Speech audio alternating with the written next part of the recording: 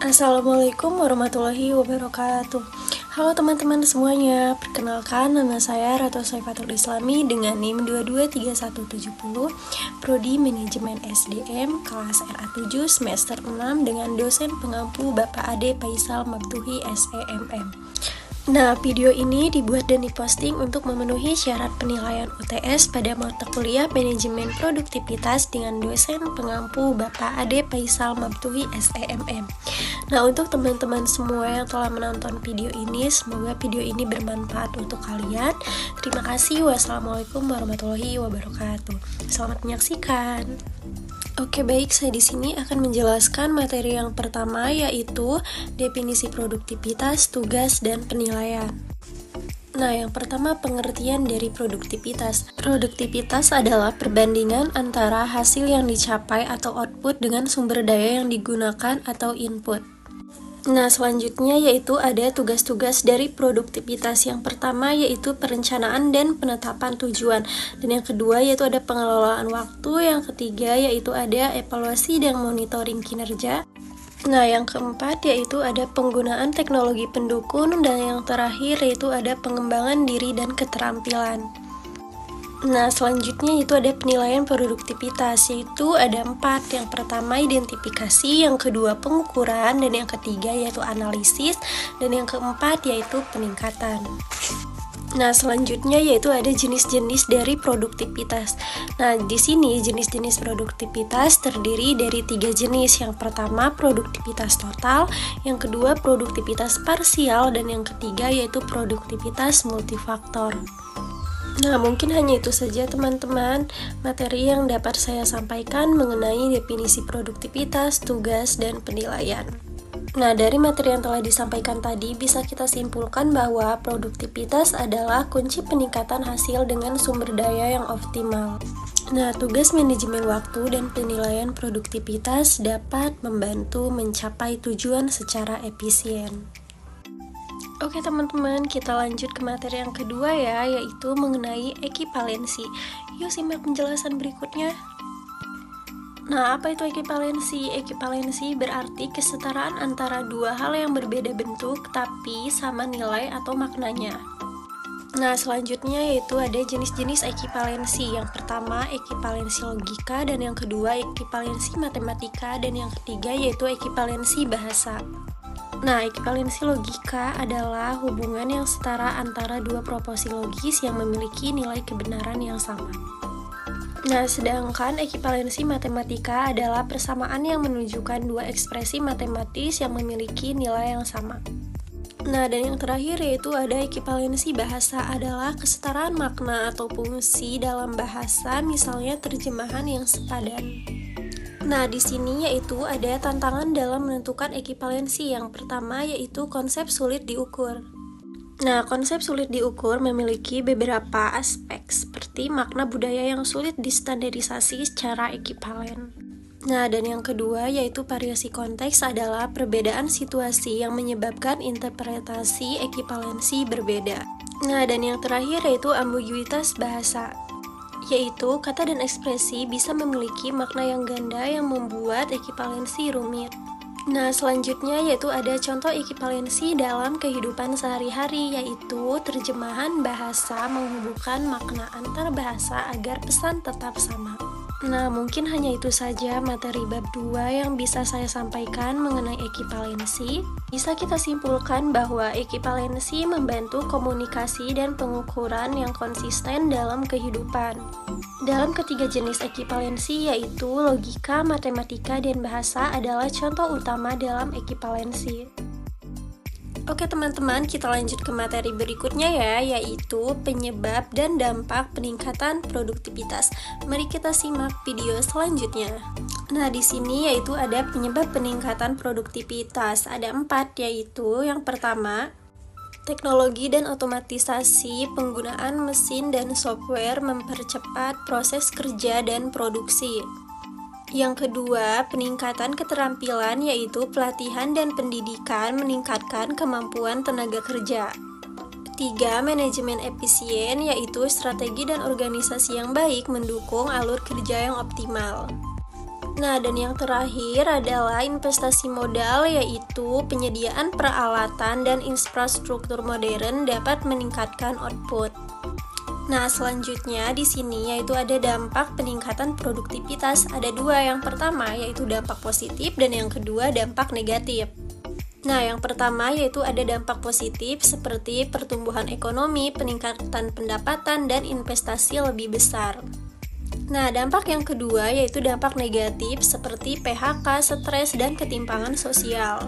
Nah, selesai sudah paparan materi dari materi yang ketiga mengenai penyebab dan dampak peningkatan produktivitas, maka dapat disimpulkan bahwa peningkatan produktivitas membawa manfaat besar bagi ekonomi dan pendapatan. Namun, perlunya perhatian pada dampak sosial dan kesejahteraan pekerja. Strategi seimbang penting untuk keberlanjutan dan inklusivitas. Oke teman-teman, selanjutnya mari kita bahas materi yang keempat mengenai siklus produktivitas dan pengukuran produktivitas. Nah, di sini yaitu ada siklus produktivitas. Apa sih siklus produktivitas itu? Nah, siklus produktivitas adalah rangkaian langkah yang terstruktur dan berkelanjutan dalam upaya meningkatkan efisiensi dan efektivitas dalam menggunakan sumber daya untuk menghasilkan output. Nah, selanjutnya yaitu ada tahapan siklus produktivitas. Tahapan siklus produktivitas diantaranya yaitu perencanaan, pelaksanaan, evaluasi, dan perbaikan berkelanjutan. Nah, selanjutnya yaitu ada pengukuran produktivitas. Pengukuran produktivitas adalah proses yang digunakan untuk menilai efisiensi dan efektivitas dalam menggunakan sumber daya atau input untuk menghasilkan output dalam suatu organisasi atau sistem.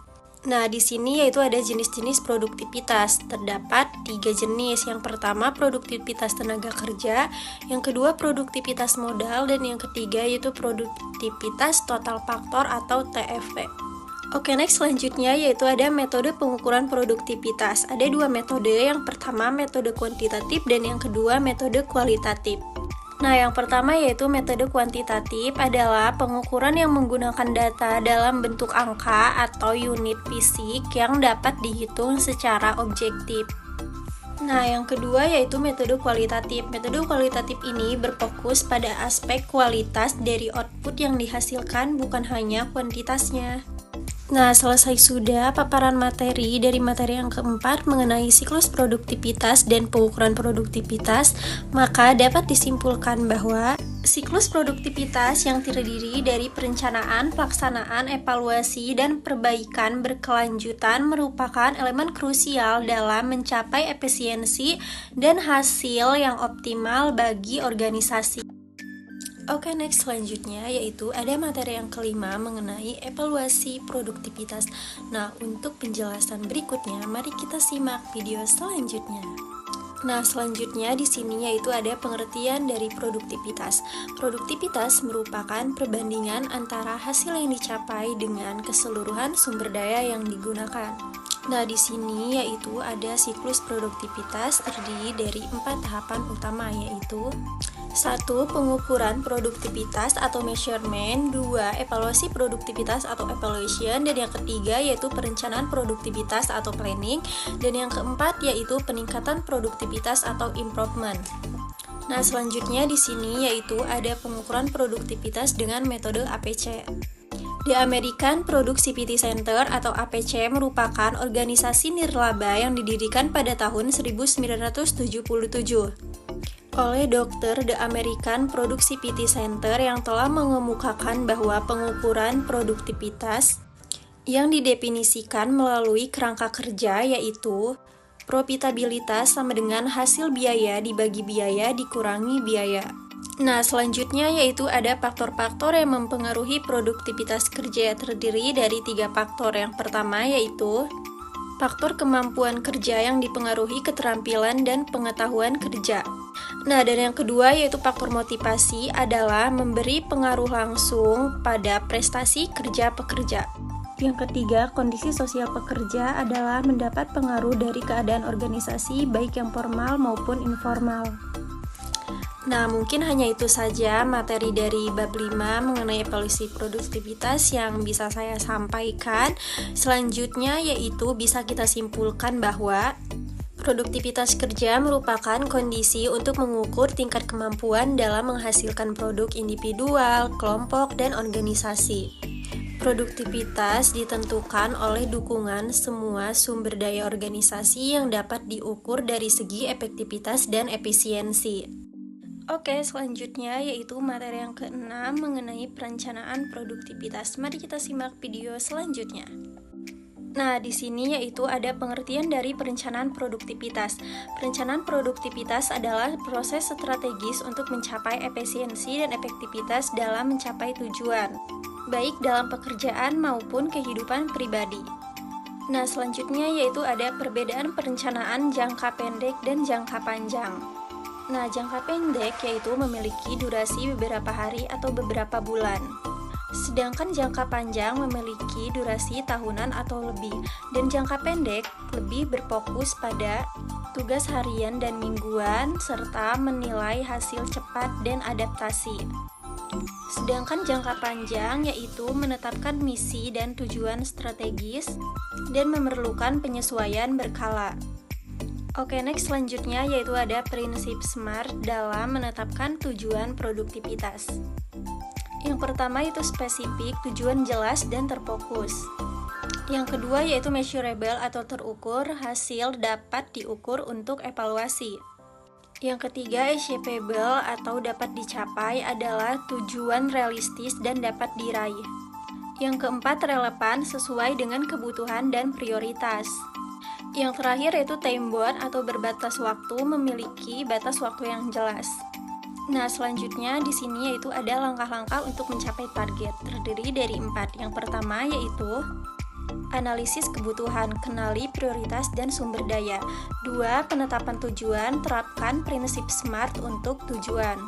3. Pembuatan rencana, kunci langkah dan jadwalkan kegiatan. Dan yang terakhir yaitu pelaksanaan dan evaluasi, implementasi dan pantau kemajuan secara rutin. Nah, mungkin hanya itu saja paparan dari materi perencanaan produktivitas yang bisa saya sampaikan. Nah, dapat disimpulkan bahwa perencanaan produktivitas menggabungkan jangka pendek dan jangka panjang, serta gunakan prinsip SMART dan evaluasi rutin agar sukses dan tercapai. Rencana matang meningkatkan fokus, efisiensi, dan hasil kerja yang optimal. Nah, selanjutnya di sini yaitu ada materi yang terakhir, materi yang ke-7 mengenai productivity improvement and sustaining. Nah, untuk penjelasan selanjutnya, mari kita simak video berikutnya. Yang pertama yaitu pentingnya produktivitas. Nah, mengapa produktivitas penting? Produktivitas penting karena meningkatkan efisien dan efektivitas, yang pada gilirannya dapat meningkatkan standar hidup, pendapatan, dan daya saing. Nah, selanjutnya yaitu ada strategi utama untuk meningkatkan produktivitas, ada 4, yaitu 1. Pelatihan dan pengembangan karyawan, 2. Investasi dalam teknologi, 3. Pengembangan proses yang efisien, dan yang terakhir yaitu membangun sistem komunikasi yang efektif. Nah, di sini yaitu ada cara untuk mempertahankan produktivitas, ada 4 macam. Yang pertama, manajemen waktu. Yang kedua, ciptakan lingkungan kerja yang mendukung. Yang ketiga, menghilangkan distraksi. Dan yang keempat, yaitu menjaga kesehatan fisik dan mental. Next, selanjutnya yaitu ada tantangan dalam meningkatkan dan mempertahankan produktivitas. Ada 5, yang pertama perubahan teknologi, yang kedua motivasi karyawan, yang ketiga krisis ekonomi, yang keempat persaingan pasar, dan yang kelima yaitu kepatuhan terhadap regulasi. Nah, mungkin hanya itu saja paparan dari materi mengenai productivity, improvement, and sustaining. Maka dapat disimpulkan bahwa peningkatan produktivitas merupakan aspek krusial dalam mencapai keberhasilan suatu organisasi. Faktor-faktor seperti sumber daya manusia, teknologi, dan proses kerja memiliki pengaruh signifikan terhadap produktivitas. Nah, oke teman-teman, di sini yaitu ada rangkuman dari buku manajemen produktivitas yang berjudul Pengaruh Stres, Lingkungan, dan Budaya Kerja terhadap Produktivitas Kerja Karyawan. Produktivitas kerja adalah suatu ukuran yang menunjukkan pertimbangan antara input dan output yang dikeluarkan oleh organisasi atau perusahaan serta peran tenaga kerja yang dimiliki persatuan waktu. Nah, selanjutnya yaitu ada faktor-faktor yang mempengaruhi produktivitas kerja, ada 6, yaitu yang pertama, pendidikan dan pelatihan, dan yang kedua gizi dan kesehatan, yang ketiga motivasi dan kemauan, 4 kesempatan kerja, 5 kemampuan manajerial pimpinan, 5 kebijakan pemerintah. Nah, selanjutnya yaitu ada pengukuran produktivitas kerja. Menurut Dharma, pengukuran produktivitas kerja perlu mempertimbangkan hal-hal sebagai berikut, yaitu kuantitas, kualitas, dan ketepatan waktu. Selanjutnya yaitu alat pengukuran produktivitas kerja. Menurut Purwanti, alat pengukuran produktivitas kerja karyawan dibedakan menjadi 2 macam. Yang pertama, physical productivity, yaitu produktivitas secara kuantitatif. 2. Value productivity adalah ukuran produktivitas dengan menggunakan nilai uang yang dinyatakan dalam rupiah.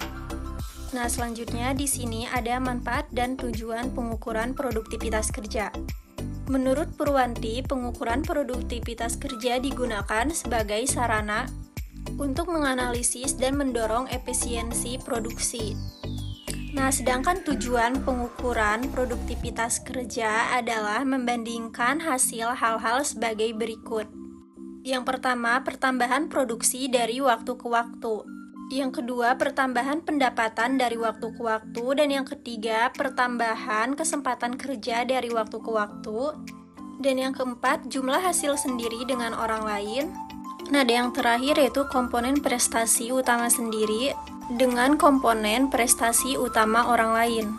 Nah, selanjutnya yaitu ada indikator produktivitas kerja, ada 6, yaitu 1. Kemampuan, 2. Meningkatkan hasil yang dicapai, 3. Semangat kerja, 4. Pengembangan diri, yang kelima mutu, dan yang keenam yaitu efisiensi.